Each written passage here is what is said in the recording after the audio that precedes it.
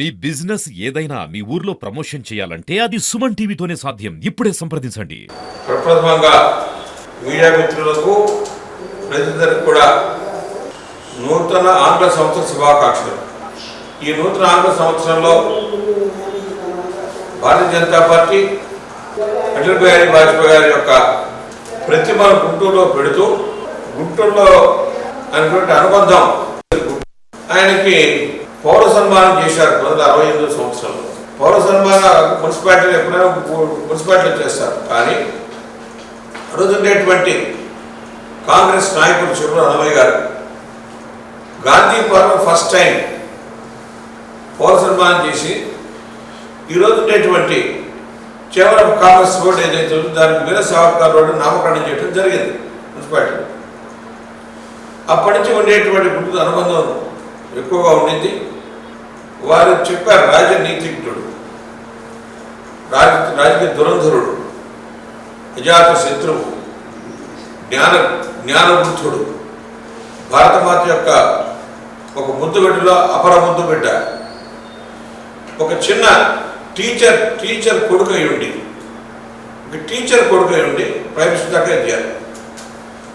కాబట్టి భారతీయ జనతా పార్టీలో సామాన్య మానవుడు పైదాకా వెళ్ళొచ్చు, ప్రైమ్ మినిస్టర్ వెళ్ళొచ్చు అనేటువంటి సంకేతం మొదటి ఇచ్చిన వాళ్ళలో వాజ్పేయి గారు, ఈరోజు మోడీ గారు చూస్తున్నారు. టీఎంఏ వాడు కాస్త ప్రైమ్ మినిస్టర్ అయినారు.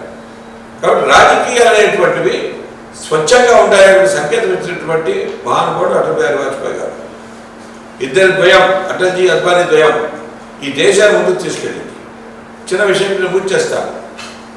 బాబ్రీ మసీద్ కట్టడం కూర్చున్నప్పుడు ఆయన డిబేట్ కనుక పార్లమెంట్లో ఎవరైనా చదివితే దాన్ని ప్రింట్ చేయిస్తాం, చదివితే తెలుస్తుంది ఎంత రాజకీయ విలక్షణమైనటువంటి పరిస్థితుల్లో మాట్లాడారనేటువంటి.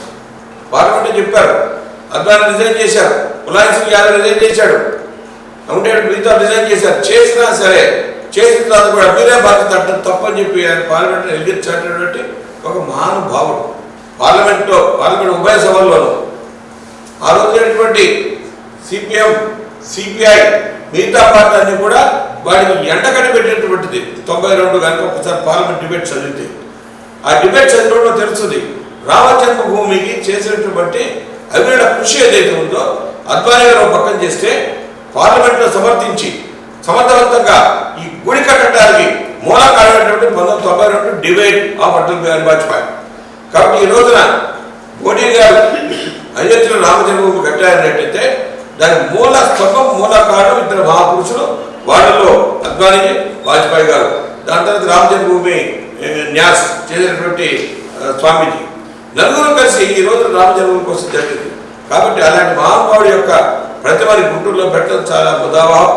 దాంతోపాటు ప్రజలకు స్ఫూర్తి. చాలా మంది చేస్తున్నాం, చాలా విగ్రహాలు పెడుతున్నారు, స్ఫూర్తి ఏముంది? ఈయన చూస్తే ఒక స్ఫూర్తి రావాలి. ఆ స్ఫూర్తి స్థలం ఈ రోజున గుంటూరులో హరిహర్ మహల్ దగ్గర ఉండే లక్ష్మీపురంలో స్ఫూర్తి స్థలం వస్తుంది. దాని మీద 2 బీజేపీ కార్యకర్తలకు కూడా మేము ఇట్లా ఉండాలి, ఇట్లా నిలవాలి అనే ఒక ఆదర్శం అనేటువంటి విగ్రహాన్ని తీసుకొచ్చి పెట్టి బీజేపీ రాష్ట్ర పార్టీ చేసినటువంటి కృషి ఏదైతుందో మీ అందరూ కూడా ఆహ్వానించాలని కోరుతున్నాం. వీటికి రావాలని మా ప్రార్థన.